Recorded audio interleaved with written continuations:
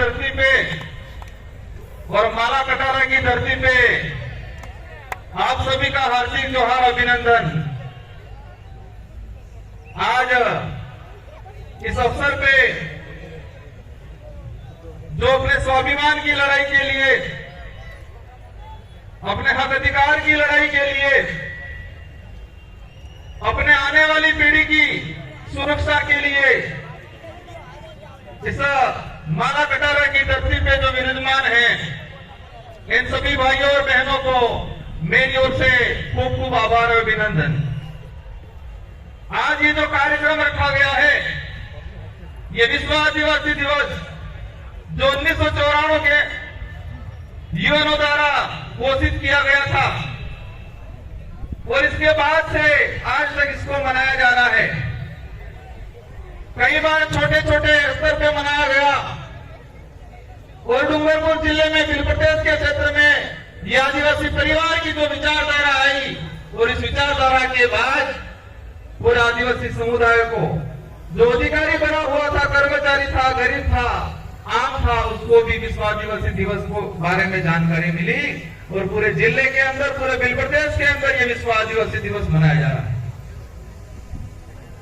आज का ये जो कार्यक्रम है, उस कार्यक्रम को देख के लग रहा है कि भारत देश का, पूरे देश का एक ऐतिहासिक कार्यक्रम डूंगरपुर जिले की धरती पे हो रहा, ऐसा लग रहा है। यहां से केंद्र सरकार हो, राज्य सरकार हो, उन तक मैसेज पहुंचा रहे हैं कि ये भीड़ नहीं, ये भिड़ने वाले हैं। ये किराए पे लाए हुए लोग नहीं, स्वेच्छा से अपने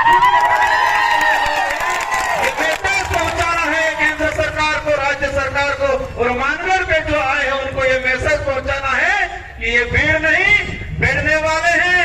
ये किराए की भीड़ नहीं, ये स्वेच्छा से आए हुए अपने हक अधिकार की लड़ाई लड़ने वाले लोग हैं।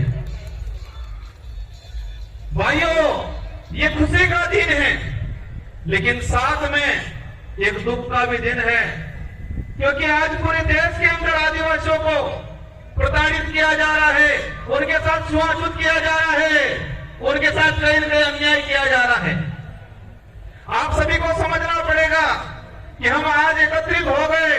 एकत्रित होने के बाद हमने सांस्कृतिक कार्यक्रम देख लिए, वक्ताओं के भाषण सुन लिए, लेकिन आज सबको ठान के जाना है कि ये आदिवासी हमेशा बरकरार रहे और देश के अंदर किस कोने में कहां पर क्या हो रहा है। हमारे साथी आए थे, एक्स-एमएलए थे त्रिपुरा से, उस भाई ने बताया, उस भाई ने भी कहा कि देश के किसी भी कोने में कहीं पर भी आपत्ति आती है, पूरे देश का आदिवासी समुदाय एक होकर लड़ाई लड़ेगा। आज पूरे देश के अंदर देखा जाए कि हर कोने में कहते हैं कि व्यक्ति और समाज, जो गरीब की बात आती है, व्यक्ति या कोई समाज पैसे से गरीब हो सकता है, अपने विचारों से, अपनी सोच से कोई गरीब नहीं हो सकता है। और यहाँ जो विराजमान है वो सब अपने विचारों से और अपने सोच से सारे के सारे अमीर लोग बैठे हुए इस मंच पे। इस कार्यक्रम के माध्यम से हमारे पूरे उदयपुर संभाग में, पूरे उत्तर प्रदेश में हमें मैसेज पहुंचाना है कि ये जो हमारी जो लड़ाई है, ये लड़ाई हमारे अस्तित्व को बचाने के लिए है। जो हमारा दबा कुचला जो इतिहास था, उस इस इतिहास को वापस उजागर करने की लड़ाई है। ये लड़ाई हमारे जो संस्कृति है, जो विलुप्त होती जा रही है, जो दूसरे लोगों के द्वारा हमारी संस्कृति पे जो अतिक्रमण किया जा रहा है, हम देखते जा रहे हैं। हमारे पूर्वजों की जो विवाह पद्धति थी, हर किसी पद्धति पे हमारी जो परंपरा संस्कृति थी, उस पर कलम चढ़ाने का कुछ लोगों के द्वारा काम किया जा रहा है। इस कार्यक्रम में अधिकतर युवा साथी हैं। इन युवा साथियों से आह्वान करना चाहूंगा कि आप देश का इतिहास उठा के देख लो।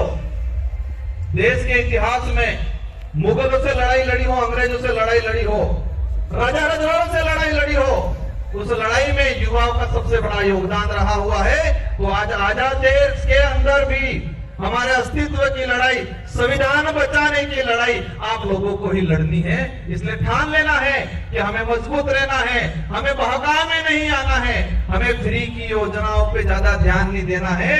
हमें हमारे हक अधिकार की बात, आप सबको पता होगा देश में क्या चल रहा है। देश के अंदर यूसीसी कानून लाया जा रहा है, देश के अंदर डिलिस्टिंग की बात की जा रही है। भारत देश के अंदर वर्तमान में वन सुरक्षा अधिनियम 2023 लाया गया और हमारे जो कमिटी बैठे हैं उन कमिटियों के लिए कहना चाहूंगा कि राजस्थान की सरकार एक विधेयक लाई, मृत सम्मान शरीर विधेयक, सुनने में बहुत बढ़िया लगता है और कहते हैं ये लोग कि गहलोत जी की सरकार जैसे मरी जाए ने भी सम्मान आलवानो कानून आणજો એમ કહે और हमारा भोली भाली बापड़ी जनता ने काम આવી જાય। मृत सम्मान शरीर विधेयक, मैं उस सदन में उपस्थित था, हमने विरोध किया और उस विधेयक में ये है और इस विधेयक के कारण हमारे आदिवासी समाज की न्याय व्यवस्था खत्म करने का कानून लाया गया है। ये कमिटियों को समझने की जरूरत है और राजस्थान की सरकार ने हमारे आदिवासी समाज के अंदर जो पालवी कमेटी है उस पालवी व्यवस्था को, आदिवासी समाज की न्याय व्यवस्था को खत्म करने का काम किया है। आपके लिए चैलेंज का काम है, सरकार ने आपको चैलेंज किया है, हमको समझने की जरूरत है और सरकार को बताना है क्या कोई भी विधेयक आता है जनहित के लिए प्रचारित करना चाहिए, जनता से राय मांगनी चाहिए। आदिवासी समाज में ऐसे कई बड़े कांड होते हैं जहां एसपी और कलेक्टर की नहीं चलती, वह हमारे पालों के कमिटियों की चलती है, लेकिन इस सरकार ने कहीं भी बहुत सारे हादसे हो जाते हैं और डूंगरपुर का पूरे इलाके का इतिहास निकाल के देख लो, किसी भी हादसे में जो पुलिस से नहीं सुलटता वो हमारे पालों की कमेटियों से, हमारे पालों के मुखियाओं से, हमारे आदिवासी समाज की न्याय व्यवस्था से वो कादिरा सुलटता है। लेकिन राजस्थान की गहलोत सरकार ने मृत सम्मान शरीर विधेयक पारित करके हमारी आदिवासी समाज की न्याय व्यवस्था को खत्म किया है।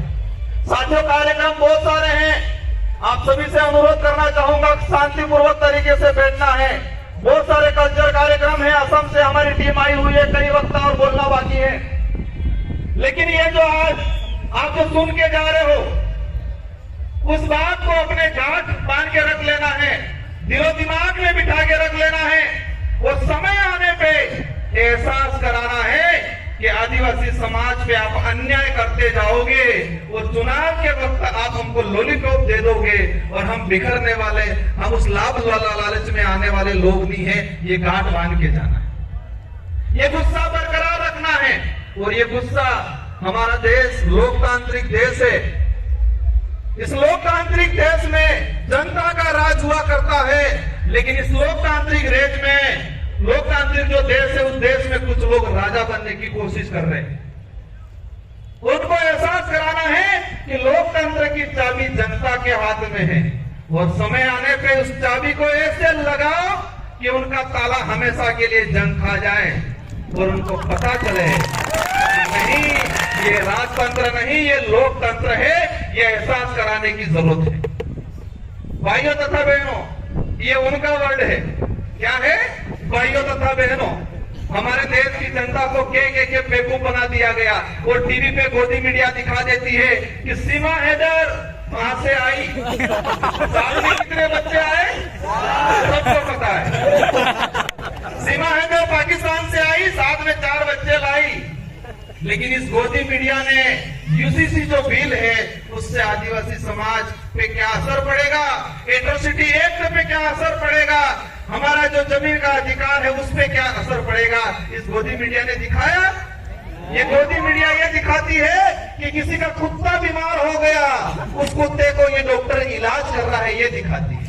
गोदी मीडिया सीमा हैदर आई, उसके साथ 4 बच्चे आए, किस बच्चे का क्या नाम है वो दिखाती है, लेकिन देश के अंदर जो काले कानून बन रहे हैं, इस देश को खत्म करने के कानून बन रहे हैं, उस कानूनों के बारे में नहीं बताती है। और इस कानूनों के बारे में ये जो विचारधारा के, आदिवासी समाज की विचारधारा के जो लोग हैं, इस देश के जो सोशल एक्टिविस्ट हैं, जो स्वतंत्र पत्रकार है, वही बताते हैं। हमको समझना है, जानना है और आने वाले समय में उनको एहसास कराना है कि ये लोकतंत्र है, राजतंत्र नहीं। अंत में एक बात और कहना चाहूंगा, समय हो गया है, संचालक महोदय का इशारा आ गया है। ये जो विश्व आदिवासी दिवस मनाया जा रहा है, इस विश्व आदिवासी दिवस की थीम है, ये जो आज जो मना रहे हैं उसकी एक थीम है, ये उन्होंने सेलेक्ट किया है, गाइडलाइन जो बनाई है कि आदिवासी समाज आत्मनिर्णय लेना सीखे, आत्मनिर्भर बने और ये पूरे देश के अंदर हम एहसास करा रहे हैं कि यहाँ पर जो आए हैं वो आत्म निर्णय लेके आए हैं, आत्मनिर्भर होके आए हैं। और मानगढ़ जो गए हैं वो परजीवी गए हैं, दूसरे के और समय आने पे उनको भी एहसास होगा। अगर राजस्थान की सरकार राहुल जी ये विश्व आदिवासी दिवस मना रही है, मैं इस मंच के माध्यम से उनको कहना चाहूंगा, कम से कम ये जो विश्व आदिवासी दिवस है उस दिवस की थीम का तो ध्यान रखते आप लोग। इस दिवस की थीम क्या है, इस दिवस का उद्देश्य क्या है, अगर ये आपको पता होता तो राजनीतिक फायदा लेने के लिए वह आदिवासियों को इकट्ठा करने का काम नहीं करते, उनको कर्ज भी नहीं बनाते। इन्हीं शब्दों के साथ आप सबको जय जोहार, जय आदिवासी, जय भील प्रदेश।